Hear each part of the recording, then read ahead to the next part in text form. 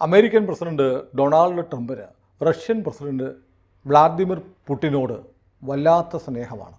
ഇപ്പോൾ ഏറ്റവും പുതിയ വാർത്ത G7 ഉച്ചകോടി നടക്കാൻ പോവാം. G7 ഉച്ചകോടിയിൽ ഇപ്പോഴത്തെ അധ്യക്ഷൻ ചെയർ കാനഡയ്ക്കാണ്. കാനഡ ഒരു ഡ്രാഫ്റ്റ് പേപ്പർ ഈ ഉച്ചകോടിയിൽ സമർപ്പിക്കാൻ വേണ്ടി ഒരു ഡ്രാഫ്റ്റ് പേപ്പർ ഉണ്ടാക്കി അംഗരാജ്യങ്ങൾക്കെല്ലാം അയച്ചു കൊടുത്തു. അതിൽ പറയുന്നത് റഷ്യ ഉക്രൈനെ ആക്രമിച്ചു, ആക്രമണകാരിയാണ് റഷ്യ എന്നാണ് പറയുന്നത്. പക്ഷേ ട്രംപ് പറഞ്ഞിരിക്കുന്നു ആ വാക്ക് മാറ്റണം. അഗ്രഷൻസ് എന്ന വാക്ക് ഉപയോഗിക്കാൻ പാടില്ല, അങ്ങനെ മാറ്റിയിടണം എന്ന് ട്രംപിൻ്റെ ഭരണകൂടം കാനഡയോട് ആവശ്യപ്പെട്ടിരിക്കുക. അല്ലാതെ ഈ G7 ഈ പേപ്പർ പ്രസൻറ്റ് ചെയ്യാൻ പാടില്ല. അതുപോലെ വേറൊരു കാര്യമുണ്ട്. കഴിഞ്ഞ തവണ G7 ഉച്ചകോടി ചേർന്നപ്പോൾ പ്രത്യേക ക്ഷണിതാവായിട്ട് സെലൻസ്കിയെ വിളിച്ചിരുന്നു. അത് പറ്റത്തില്ല എന്നും അമേരിക്ക പറഞ്ഞതായിട്ടാണ് വിവരം. അപ്പോൾ G7 പ്രശ്നമാണ്. G7 കഴിഞ്ഞ പ്രാവശ്യം 2018 ട്രംപ് പങ്കെടുത്തിരുന്നു. ട്രംപ് അവസാനം സംയുക്ത പ്രസ്താവനയിൽ ഒപ്പുവെക്കാതെ ദേഷ്യപ്പെട്ടിറങ്ങിപ്പോയി. കാരണം ട്രേഡിനെ സംബന്ധിച്ചുള്ള രേഖയിലെ ഭാഷ തനിക്ക് അംഗീകരിക്കാൻ പറ്റില്ല എന്ന് പറഞ്ഞ് ട്രംപ് ഇറങ്ങിപ്പോയി. അപ്പോൾ G7 എന്ന് പറയുന്ന ഒരു സംവിധാനത്തിൻ്റെ ഭാവി കൂടി ഒരു പക്ഷേ ഇല്ലാതാവുക. നാറ്റോ തീർന്നു, ഐക്യരാഷ്ട്രസഭ തീരാൻ പോകുന്നു, വേൾഡ് ഹെൽത്ത് ഓർഗനൈസേഷൻ തീർന്നു. അതുപോലെ ഇനി G7 വേണ്ട, എനിക്ക് റഷ്യ മാത്രം മതി എന്ന തരത്തിലേക്ക് ട്രംപ് മാറുകയാണ്. ലോകത്ത് വലിയ ശാക്തിക മാറ്റമായിരിക്കും വരാൻ പോകുന്നത്. ഐക്യരാഷ്ട്രസഭയിൽ ഈ വെടിനിർത്തൽ സംബന്ധിച്ച്, വെടിനിർത്തലല്ല, യുക്രൈനും റഷ്യയും തമ്മിലുള്ള വെടിനിർത്തൽ, യുദ്ധം അവസാനിപ്പിക്കുന്ന അത് സംബന്ധിച്ചിട്ടുള്ളൊരു പ്രമേയത്തിലും അമേരിക്ക ഇൻവേഷൻ എന്ന് പറഞ്ഞ വാക്ക് ഒഴിവാക്കുന്നതായിട്ട് ഞാൻ ഇന്ന് വായിച്ചു. ഇൻവേഷൻ പാടില്ല, അഗ്രഷനും ഒന്നും പാടില്ല എന്നുള്ളത്. അത് ഏതാണ്ട് കാൽനൂറ്റാണ്ട് ആവും പുടിൻ ഭരണം തുടങ്ങിയിട്ട്. അപ്പോൾ ട്രംപ് ഇതിനു മുമ്പ് ഭരിക്കുമ്പോഴും ഒക്കെ പുടിനുമായിട്ട് സൗഹൃദത്തിലാണ് പോയിക്കൊണ്ടിരുന്നത്. പിന്നെ ഇപ്പോൾ ഉണ്ടാക്കിയിട്ടുള്ള ഒരു കരട് ഒത്തുതീർപ്പ് രേഖ അമേരിക്ക ഉണ്ടാക്കിയിട്ടുള്ളത്, അത് കഴിഞ്ഞ ദിവസം ടെലഗ്രാഫ് പുറത്തു വിട്ടിരുന്നു UK. അപ്പോൾ അതിൽ പറഞ്ഞിരിക്കുന്നതും 3-4 കാര്യങ്ങൾ വെച്ച് നോക്കിക്കഴിഞ്ഞാൽ ഈ സെലൻസ്കി ഇനി അവിടെ ഉണ്ടാകാൻ പാടില്ല. സെലൻസ്കിയെ കോമാളി എന്നാണ് ട്രംപ് വിളിച്ചത്. അതല്ല, സെലൻസ്കി ഇനി അവിടെ ഭരണകർത്താവായിട്ട് പാടില്ല. സെലൻസ്കിക്ക് ജനങ്ങളുടെ അംഗീകാരമൊന്നുമില്ല എന്ന് ട്രംപ് പറയുന്നുണ്ട്. സെലൻസ്കി ഏകാധിപതിയാണ്, നിങ്ങളെ നാട്ടുകാർക്ക് ഇഷ്ടമല്ല, നിങ്ങളിനി അവിടെ തെരഞ്ഞെടുപ്പ് നടത്തണം. സെലൻസ്കിയുടെ പീരീഡ് കഴിഞ്ഞു, ഇപ്പം കാലാവധി കഴിഞ്ഞു തുടരുകയാണ്. അതെ, അതുകൊണ്ട് പുതിയ തെരഞ്ഞെടുപ്പ് നടക്കണം എന്ന് പറഞ്ഞാൽ ട്രംപിൻ്റെ ആഗ്രഹം അവിടെ പുടിൻ്റെ കൂടെ നിൽക്കുന്ന ഒരു ഭരണാധികാരി അവിടെ വരണം. മുമ്പത്തെ സെലൻസ്കിക്ക് മുമ്പത്തെ ഭരണാധികാരി പ്രസിഡന്റിനെ പോലെ ഒരു പ്രസിഡന്റ് വരണം. അത് മാത്രമല്ല 2014 മുമ്പുള്ള ഉക്രൈൻ ഒരു ഇല്യൂഷനാണ് എന്ന് പറഞ്ഞിട്ടുണ്ട്. അത് നടക്കത്തില്ല എന്ന് പറഞ്ഞിട്ടുണ്ട്. അത് നടക്കില്ല. അതായത് ഉക്രൈന് പോയതൊക്കെ പോയി. ക്രീമിയ 2014 റഷ്യ പിടിച്ചോണ്ട് പോയി. പിന്നെ ഏറ്റെടുത്ത ഭാഗങ്ങളൊന്നും വിട്ടുകൊടുക്കുന്ന പ്രശ്നമില്ല. നാറ്റോയിലെ അംഗത്വമില്ല, അതും പറഞ്ഞു. അതിന്റെ പേരിലാണ് യുദ്ധം തുടങ്ങിയത്. നാറ്റോയിലെ അംഗത്വവുമില്ല. അപ്പോൾ ഈ സെലൻസ്കിയുടെ ഈ അസ്തിത്വം തന്നെ അപ്രസക്തമായ പോലെയാണ് ഈ ഒത്തുതീർപ്പ് വ്യവസ്ഥകൾ വരുന്നത്. പിന്നെയുള്ള എന്താണെന്ന് വെച്ച് കഴിഞ്ഞാൽ $500 ബില്യൺ അമേരിക്കക്ക് ചിലവായിട്ടുണ്ട് യുക്രൈന്. അത് കാശ് വേണം, ആ കാശ് വേണം. പക്ഷേ അതൊക്കെ നമ്മൾ ചർച്ച ചെയ്തതാണ്. പക്ഷേ എനിക്കത് ജിയോ പൊളിറ്റിക്സിലുണ്ടാകുന്നൊരു മാറ്റം, നമ്മൾ ലോകം തന്നെ രണ്ടായി നിന്നിരുന്നു. USSR ഉണ്ടായിരുന്നപ്പോൾ സോവിയറ്റ് യൂണിയനും അമേരിക്കയും 2 പക്ഷത്ത് രാജ്യങ്ങൾ അണിനിരന്ന് ഒരു ശീതയുദ്ധം, കോൾഡ് വാർ ഉണ്ടായി. അങ്ങോട്ടും ഇങ്ങോട്ടും പരസ്പരം റഷ്യയും അമേരിക്കയും സൈനിക രംഗത്ത്, ശാസ്ത്രരംഗത്ത്, സ്പേസ് ടെക്നോളജിയുടെ കാര്യത്തിൽ സ്പേസിൽ റഷ്യ പോകുമ്പോൾ അമേരിക്ക ചന്ദ്രനിൽ പോകും. ഇങ്ങനെ വലിയ മത്സരമായിരുന്നു. മത്സരത്തിന് ശാസ്ത്ര സാങ്കേതിക രംഗത്തൊക്കെ നേട്ടം ഉണ്ടായിട്ടുണ്ട്. പക്ഷേ ഒരുപാട് യുദ്ധങ്ങളുണ്ടായി, ലക്ഷക്കണക്കിന് ആളുകൾ ലോകത്തെല്ലായിടത്തും മരിച്ചു. ഇനി കാലം ഒരുപാട് മാറി. ട്രംപ് ഒരുപക്ഷെ ആലോചിക്കുകയാണ്, എന്തിനാണ് ഈ റഷ്യയുമായിട്ട് ഞങ്ങൾ ശത്രുത എന്ന് പറഞ്ഞിട്ട് ഒരുപാട് പണം വ്യയം ചെയ്യുന്നത്. റഷ്യയുമായൊരു സൗഹൃദം ഉണ്ടാകുന്നു. ഇപ്പോൾ ത്രട്ടായിട്ട് നിൽക്കുന്നത് ചൈനയാണ്. റഷ്യയോടും ചൈനയോടും ഒരേ സമയത്ത് എന്തിനു മത്സരിക്കാൻ പോകുന്നു? അമേരിക്കയുടെ കാര്യം നോക്കട്ടെ, നമുക്ക് സമാധാനം വരട്ടെ എന്ന് ചിന്തിക്കുകയാണോ ട്രംപ്? മൊത്തത്തിൽ അത് റഷ്യയോട് മാത്രമുള്ള നിലപാടല്ല. മൊത്തത്തിൽ ഈ സമരം, യുദ്ധം രാജ്യങ്ങളുമായിട്ട് ഇതൊന്നും ആവശ്യമില്ല എന്നുള്ള ഒരു മനസ്സാണെന്ന് ഈ പറയുന്നതിൽ നിന്നൊക്കെ തോന്നും. ചൈനയുമായിട്ടും ഈ യുദ്ധവും തർക്കത്തിൻ്റെ ഒന്നും ഒരു ആവശ്യമില്ല, കച്ചവടം മാത്രം മതി. കച്ചവടം ആ മനസ്സിലാണ്. ഒന്നാമത് 40-40 കൊല്ലം മിണ്ടാതിരുന്നതാണ് ചൈനയുമായിട്ട്. നിക്സന്റെ കാലത്താണ് പിന്നെ മഞ്ചൂരിക്ക് തുടങ്ങിയത്. പാകിസ്ഥാൻ ഇടനില നിന്നിട്ടാണ് വീണ്ടും. അതാണ് 1971 നമുക്ക് അമേരിക്കയുടെ സഹായം കിട്ടിയില്ല ബംഗ്ലാദേശ് യുദ്ധത്തിൽ. പിന്നെയും ഇനിയും ഈ ചൈനയുമായിട്ട് ഈ മത്സരം, യുദ്ധം അതിൻ്റെ ആവശ്യമില്ല, ഈ കച്ചവടം മാത്രം മതി. ലോകത്ത് അദ്ദേഹത്തിന് കുറേ താല്പര്യങ്ങൾ. അതിനകത്തൊരു വൈരുദ്ധ്യമുണ്ട് സാറേ, എന്ന് വെച്ചാൽ ഈ കച്ചവട താല്പര്യങ്ങളാണ് പിന്നീട് യുദ്ധത്തിലേക്ക് നയിച്ചിട്ടുള്ളത്. അതൊക്കെ ഉണ്ട് ഇതിൻ്റെ അകത്ത്. ഞാൻ വേറെ ഇതിൻ്റെ അകത്ത് വൈരുദ്ധ്യം കണ്ടത് എന്താണെന്ന് വെച്ചാൽ, റഷ്യയുമായിട്ടും പുടിനുമായിട്ടും സൗഹൃദത്തിലേക്ക് പോവുക എന്ന് പറഞ്ഞു കഴിഞ്ഞാൽ, അപ്പോൾ ഇസ്രയേലിൻ്റെ താല്പര്യം ഇറാനുമായിട്ട് ചേർന്ന് നിൽക്കുന്ന രാജ്യമാണ് റഷ്യ. അപ്പോൾ ഇറാൻ്റെ താല്പര്യങ്ങളെ അംഗീകരിക്കേണ്ടി വരുമോ? പിന്നെ അല്ല, അമേരിക്കയുടെ സൗഹൃദം റഷ്യക്ക് കിട്ടുകയാണെങ്കിൽ പിന്നെ ഇറാൻ്റെ സൗഹൃദം എന്തിനാ റഷ്യ? അതേ ആവശ്യമില്ല, ഇറാൻ്റെ സൗഹൃദം ആവശ്യമില്ല.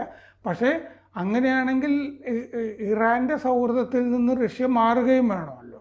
മാറുമായിരിക്കും, അല്ലെങ്കിൽ ഇറാൻ മാറുമായിരിക്കും. ഇറാനിൽ റിജീം ചേഞ്ച് ഉണ്ടായപ്പോയോ, ഭരണമാറ്റം ഉണ്ടായപ്പോലെ അതിനും സാധ്യതയുണ്ട്. അവിടെ മതഭരണം അത് മാറി ജനാധിപത്യ ഭരണം വന്നാൽ, ഷാ ഉണ്ടായിരുന്നപ്പോൾ അമേരിക്കയും ഇസ്രായേലായിരുന്നു ഇറാൻ്റെ ആദ്യത്തെ ആണവ പദ്ധതിക്ക് തുടക്കമിട്ടത് ഇസ്രായേലായിരുന്നു. അവിടെ ഷായെ ശക്തിപ്പെടുത്താനുള്ള കാരണം എന്താണെന്ന് വെച്ച് കഴിഞ്ഞാൽ, ഐസൻഹോവറിൻ്റെ ഭരണകാലത്ത് നമ്മുടെ ഇവിടെ കമ്മ്യൂണിസ്റ്റ് ഭരണം വന്നില്ലേ 1957, അതിനെ നശിപ്പിച്ചത് ഇങ്ങനെയാണ്. കാരണം റഷ്യയുടെയും ചൈനയുടെയും പുറത്ത് ജനാധിപത്യപരമായി കമ്മ്യൂണിസ്റ്റ് ഭരണങ്ങൾ വരാൻ പാടില്ല. ഇറാനിൽ ഒരു കമ്മ്യൂണിസ്റ്റ് ഭരണകൂടം വന്നു. അപ്പോൾ ആ കമ്മ്യൂണിസ്റ്റ് ഭരണകൂടത്തിനെ പുറത്താക്കി. അങ്ങനെയാണ് ഷായെ ശക്തിപ്പെടുത്തുന്നു എന്ന് പറഞ്ഞത്. ഷായ ഉള്ളിടത്തോളം കുഴപ്പമില്ലായിരുന്നു. പിന്നെ ഈ മതഭരണകൂടത്തിനെതിരെ അവിടെ വലിയ ക്ഷോഭമുണ്ട് ജനങ്ങൾക്കിടയിൽ. അവിടെ വൈദ്യുതി ഒന്നുമില്ലല്ലോ. അതെ അതെ. അത് മാത്രമല്ല, ഇപ്പോൾ വല്ലാത്ത അത്ഭുതം തോന്നുന്നു, യൂറോപ്പ് മുഴുവൻ അമേരിക്കയുടെ കൂടെയായിരുന്നു.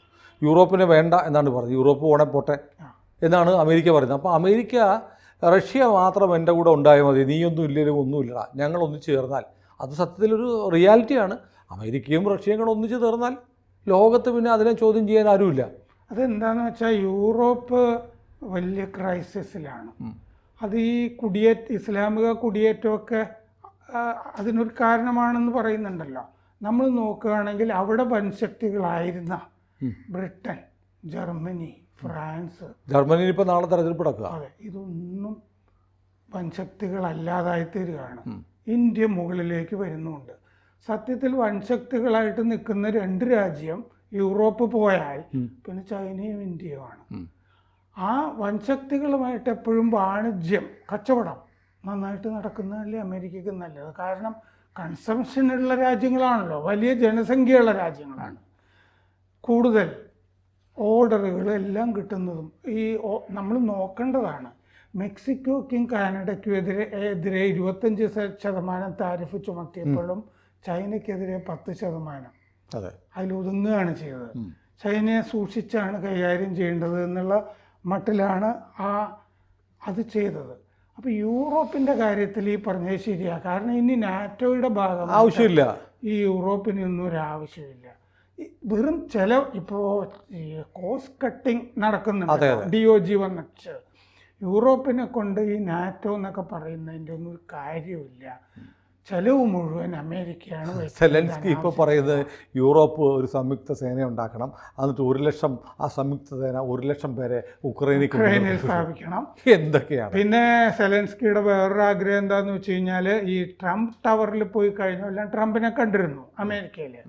അപ്പോൾ ഈ ധാതു സമ്പത്തുണ്ടല്ലോ, അതിൽ കുറേയൊക്കെ അങ്ങോട്ട് തരാമെന്ന് അങ്ങോട്ട് ഓഫർ ചെയ്തതാണ്. അപ്പോൾ കാരണം എന്താണെന്ന് വെച്ചാൽ, സെലൻസ്കി റഷ്യ വിരുദ്ധനാണ്.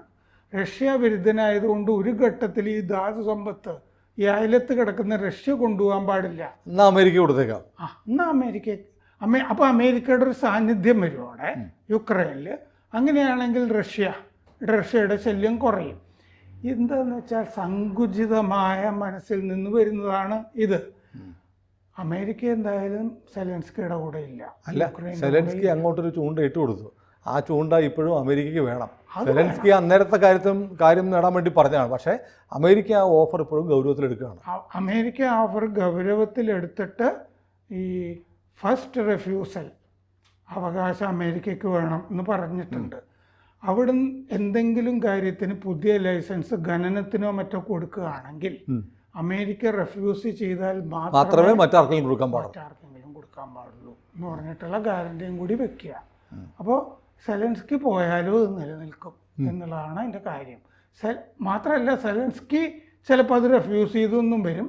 പുതുതായിട്ട് വരുന്ന ആൾ, റഷ്യയുടെ കൂടെ വെക്കുന്ന ആൾ അത് സമ്മതിക്കുകയും ചെയ്യും. അപ്പോൾ റഷ്യ അനുകൂലമായിരിക്കുക, സെലൻസ്കിയെ തട്ടിക്കളഞ്ഞിട്ട് അവിടെ അനുകൂലമായിട്ടുള്ള ഒരാൾ വരിക. അതാണ് ഭയങ്കര ധാതു സമ്പത്തുള്ള ഒരു സ്ഥലമാണത് ലോകത്ത്. യുറേനിയമൊക്കെ ഇഷ്ടം പോലെ ഉണ്ട് അവിടെ. അല്ല, ഒരിക്കലും വിഭാവനം ചെയ്യാത്തൊരു കാര്യമാണ് അമേരിക്ക റഷ്യ ഒരുമിച്ച് തോളോട് കൈയിട്ട് ഞങ്ങൾ സുഹൃത്തുക്കളാണ് എന്ന് പറഞ്ഞ് ലോക രാഷ്ട്രീയത്തിലേക്ക് വരുന്ന ഒരു കാഴ്ച ചിന്തിച്ചിട്ടില്ല. അപ്പോൾ അങ്ങനെ അതിപ്പോൾ സംഭവിക്കാൻ പോവാണ്. അതിപ്പോൾ സംഭവിച്ചല്ലോ. കാരണം ബൈഡൻ്റെ യുക്രൈൻ നയം എന്നുള്ളത് മൊത്തത്തിൽ അട്ടിമറിച്ച് കളഞ്ഞു. കാരണം അങ്ങോട്ട് സഹായം കൊടുക്കുക, ആയുധം കൊടുക്കുക, ട്രംപ് വരുന്നതിന് മുമ്പും അത് ചെയ്തു ബൈഡൻ. അത് മുഴുവൻ മാറ്റിവെക്കുകയാണ്. ഈ സെലൻസ്കി എന്ന് പറഞ്ഞൊരു കഥാപാത്രം ഒരാവശ്യമില്ല എന്ന് തീരുമാനിച്ചു കഴിഞ്ഞു. അവിടെ തിരഞ്ഞെടുപ്പ് വരാൻ പോണു, സെലൻസ്കി പോകാൻ പോണു. നമുക്ക് ഏതാണ്ട് ആ അദ്ദേഹം അവസാനിച്ചു എന്ന് കണക്ക് കൂട്ടാവുന്നതേ ഉള്ളൂ. കാരണം അമേരിക്ക ഇനി ട്രംപും പുടിനും കൂടി ലോകം ഭരിക്കും. സെലൻസ്കി ഏതെങ്കിലും തരത്തിൽ അവിടെ നിൽക്കാൻ ശ്രമിച്ചാൽ തന്നെ പിന്നെ ഒരു ദിവസം നമ്മൾ കേൾക്കും സെലൻസ്കി വെടിനിർത്തുന്നു എന്ന് കേൾക്കും എന്നുള്ള അവസ്ഥയിലാണ് ഇപ്പോൾ കാര്യങ്ങൾ. ഏതായാലും ലോകം ഇതുവരെ ഈ എത്രയോ പതിറ്റാണ്ടുകൾ ശീതയുദ്ധത്തിൻ്റെ പേരിലായിരുന്നു. സോവിയറ്റ് യൂണിയൻ തകർന്നിട്ടും അമേരിക്കയും റഷ്യയും തമ്മിലുള്ള ആ വൈരം തുടർന്നു. പക്ഷേ ഇതിപ്പോൾ അത് മാറിയിട്ട് ഗ്ലോബൽ രണ്ട് പവറുകൾ, ലോകത്തിലെ നിർണായകമായ രണ്ട് ശക്തികൾ ഒരുമിച്ച് നിൽക്കാൻ പോകുന്നു. അവർ തമ്മിൽ ഈ മാസം കാണാൻ പോകുന്നു എന്നൊക്കെയാണ് പറയുന്നത്. പിന്നെ നമ്മൾ നോക്കുകയാണെങ്കിൽ മിഡിൽ ഈസ്റ്റിലെ ഏറ്റവും പ്രധാനപ്പെട്ട ശക്തിയായിട്ടുള്ള സൗദി അറേബ്യയുമായിട്ട് വലിയ ബന്ധമാണ്. പുടിനെ ആദ്യം തന്നെ വിളിച്ചിരുന്നു ട്രംപ്. അത് കഴിഞ്ഞ് ഈ മധ്യസ്ഥത മുഴുവൻ ഈ സൗദി അറേബ്യയിൽ വെച്ചാണ് ഈ സംഭാഷണങ്ങളൊക്കെ നടക്കുന്നത്. കാരണം എന്താണെന്ന് വെച്ചാൽ ഈ സൽമാൻ രാജകുമാരനും പുടിനുമായിട്ട് നല്ല ബന്ധമാണ്. അപ്പോൾ സൗദിയുടെ റോളും വല്ലാതെ ലോകത്തേക്ക് വല്ലാതെ എമർജ് ചെയ്ത് വരുന്നുണ്ട്. ലോകരാഷ്ട്രീയത്തിൽ നിർണായക ഉള്ളൊരു രാജ്യമായി സൗദിയും മാറുന്നുണ്ട്.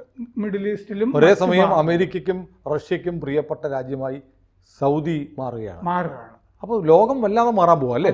വല്ലാതെ മാറുന്നുണ്ട്. പിന്നെയുള്ള ഒരു പ്രധാനപ്പെട്ട രാജ്യമാണ് ഇന്ത്യ. ഇതുപോലെ തന്നെ ഒരു ഉള്ള സ്ഥലമാണ്. അത് നമുക്ക് കിട്ടുന്ന സ്വീകരണങ്ങൾ നോക്കിയാലും അറിയാം. എന്നാൽ അതിൻ്റെ അകത്ത് കുറച്ചൊക്കെ പിടുത്തവും ഉണ്ട്. ഇന്നലെ അമേരിക്കൻ വൈസ് പ്രസിഡന്റ് JD വാൻസിൻ്റെ ഒരു പ്രസ്ഥാനം വന്നിരുന്നു. കഴിഞ്ഞ പ്രസിഡന്റ് ട്രംപിൻ്റെ ഒരു മാസം വളരെ ഫൺ നിറഞ്ഞതായിരുന്നു എന്ന്. ശരിയാണല്ലേ? ആലോചിക്കുമ്പോൾ ഒരു ടെൻഷനും ഇല്ല, ഒന്നുമില്ല. ട്രംപ് അങ്ങോട്ട് ആഘോഷിക്കുകയാണ്. മറ്റേ ആറാട്ടണ്ണന, ലോക രാഷ്ട്രീയത്തിലെ ആറാട്ടണ്ണനായിട്ട് ട്രംപ് മാറുകയാണ്. ഫ്രം ഡേ വൺ ഇങ്ങനെ കത്തിക്കുകയായിരുന്നു. ഒരു വെടിക്കെട്ട് പോലെയാണ് നടന്നത്. കൂടുതൽ വാർത്തകളും വിശേഷങ്ങളും നിങ്ങളിലേക്ക് എത്താൻ ABC മലയാളം സബ്സ്ക്രൈബ് ചെയ്യുക, ബെൽ ബട്ടണും അമർത്തുക.